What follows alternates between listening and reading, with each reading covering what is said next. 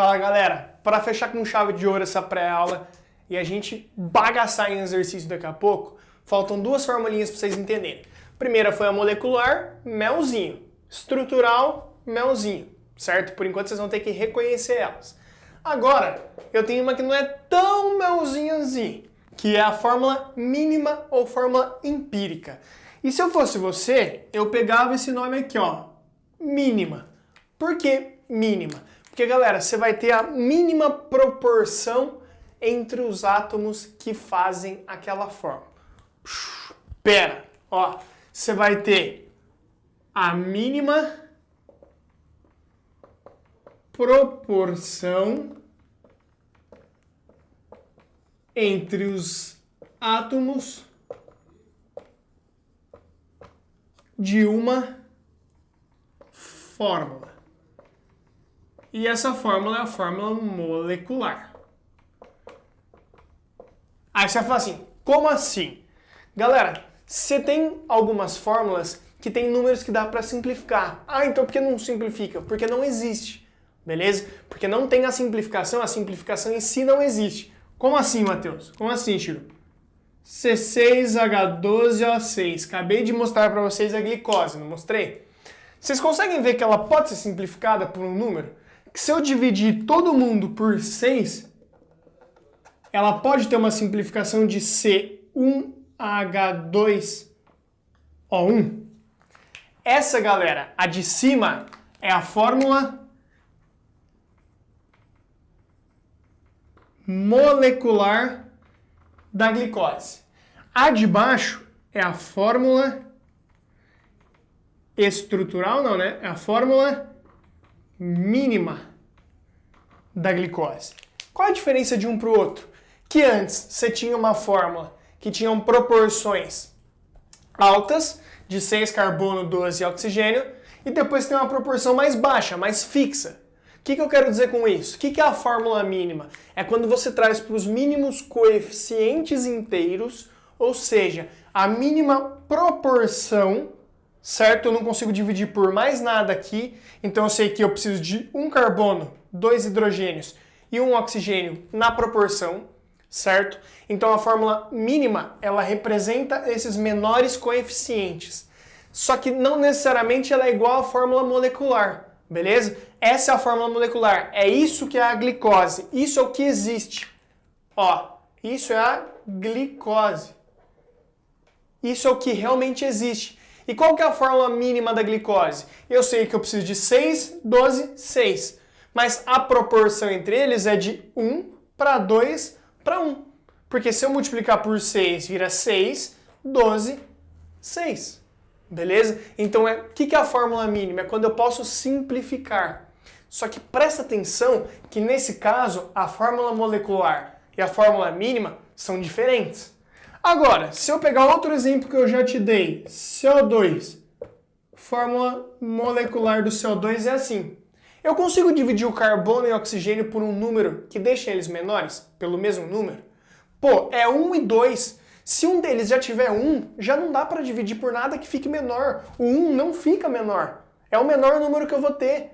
Beleza? Então, se eu dividir isso aqui por 1, é a mesma coisa que eu não fazer nada. Então a fórmula mínima do CO2 é CO2. Ou seja, tem fórmulas que a molecular é diferente da mínima, que eu vou simplificar. Tem fórmulas que elas são iguais. Por quê? Porque eu não tenho como simplificar, eu não tenho proporção simplificável entre elas. Eu não tenho um 6 e um 12. Certo? Eu não tenho múltiplos para que eu possa simplificá-la. Beleza? Tem outros compostos, por exemplo, C2H6. C2H6, eu consigo achar a fórmula mínima dele. A fórmula mínima dele, se eu dividir por 2, é CH3. Certo? Então isso aqui seria a fórmula mínima encontrada. 2, 2, 2, 6. Beleza? Então essa seria a fórmula mínima e essa seria a fórmula molecular. Então nada mais é do que essa proporção, certo? Nada mais é do que reduzir a atomicidade a ponto de criar uma proporção. Como assim? C6H12O6 ele é representado como 1 para 2 para 1. É como se eu fizesse 1 carbono para 2 hidrogênios para 1 oxigênio. Então eu tenho essa proporção. E como é a glicose? 1 para 2 para 1. 6 para 2 vezes 2 vira 12, para 1 volta a ser 6. Então é a proporção que eu tenho entre eles. Aqui, por exemplo, é 1 para 2. Aqui, 1 para 3. Então eu vou achar a proporção na fórmula mínima. Beleza? Ela pode ser igual à fórmula molecular, ela pode não ser igual à fórmula molecular. Se não deu para simplificar, vai ser igual. Se deu para simplificar, não vai ser igual. Mas sempre buscando os menores coeficientes, números inteiros. Fechou? Os melhores índices inteiros. Entendido isso? Então é isso que traz para você nessa fórmula mínima. Beleza? É isso que tem para você agora, certo? Fórmula mínima ou empírica para você. Se ele pedir, é você achar por qual valor eu consigo dividir isso e eu consigo achar isso. Segunda parte, se liga numa aplicação de como você acha a fórmula empírica ou fórmula mínima. Beleza? Você tem um passo a passo se esse exercício se trouxer para você a partir da massa. Então se ele te der a massa de cada elemento e pedir a fórmula mínima que tem ali. Beleza? A fórmula mínima do composto que tem ali. E esse exercício, se você não entender, ele é difícil. Mas olha como fica melzinho.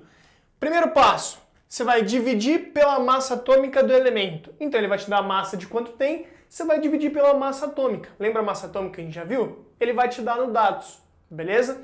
Dividiu de todo mundo que aparecer. O que você vai fazer? Dessa divisão que você fez com as massas atômicas, a menor divisão que você achou depois da massa atômica, certo? Então você dividiu, o menor valor você vai dividir todos por ele, certo? Então vamos supor que você dividiu pela massa atômica, deu 3, 6 e 9. Você vai dividir todos por 3, que é o menor valor, certo? Então você vai pegar o menor valor que deu e dividir todo mundo. Quando você fizer isso, você vai ter as suas proporções, você vai ter a sua fórmula mínima, beleza? Então, ó, vou te dar um exemplo, tá no seu capítulo 7, página 86. Esse é o exercício 4. Ó como parece difícil, mas não é. Ele fala assim, 24,64 gramas de urânio e 3,36 gramas de oxigênio. Ele conta uma historinha sobre reatores nucleares e óxido de urânio e tudo mais. E daí ele pede qual que é a fórmula mínima desse óxido de urânio, que é o urânio junto com o oxigênio. Como que você faz isso? Ele te deu massa de urânio, massa de oxigênio. E no dados ele deu massa atômica do oxigênio, massa atômica do urânio. Vocês entenderam? Então vamos seguir o passo a passo? Ó, primeiro passo. Eu vou pegar a fórmula, pegar as massas e dividir pela massa atômica. Então, ó, urânio, oxigênio. Massa de urânio, 24,64. Dividido pela massa atômica, 238. Oxigênio, 3,36. Dividido por 16U. Massa atômica do oxigênio vale 16. E daí você vai fazer essa divisão. Ó, vou fazer a divisão com vocês aqui para vocês entenderem. Vou fazer 24,64 dividido por 238, 0,103 mais ou menos. Então 0,103 aproximadamente. A outra, 3,36 dividido por 16, 0,21. Não sei se o foco te permite ver. Pô, cheguei nos números nada a ver, totalmente X, porque eu fiz o primeiro passo. Agora eu vou fazer o segundo passo, que é dividir todos pelo menor número encontrado no passo 1. Menor número encontrado no passo 1, qual dos dois? 0,103 é menor que 0,21. Então o que eu vou fazer, galera? Só deixa eu vou dividir todo mundo por 0,103, 103.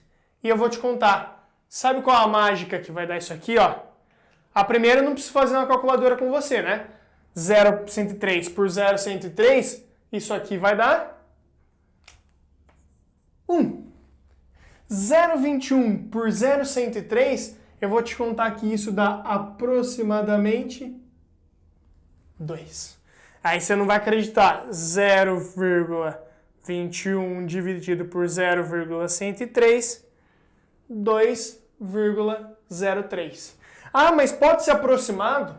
Pode. Então eu posso falar que, a partir desse passo, a fórmula empírica, ou fórmula mínima, que é o que ele pede, do urânio e do oxigênio, é U1O2. Ou simplesmente O2. Então, não falha, você vai dividir pela massa atômica, dividir pelo menor valor que deu na divisão pelas massas e vai achar a proporção. Fechou? Vai dar certo para você. Beleza? Se não deu certo, eu vou fazer um caso com vocês que vai dar um número com vírgula ainda. Você vai multiplicar por um valor que eu vou te explicar lá na frente. Mas 90% das vezes, se fizer esses dois passos, você chega no resultado. Dividiu pela massa, dividiu pelo menor número, você vai ter sua proporção, você vai ter sua fórmula mínima. Entendido? Beijo no seu coração. Até a próxima aula aí. Fui!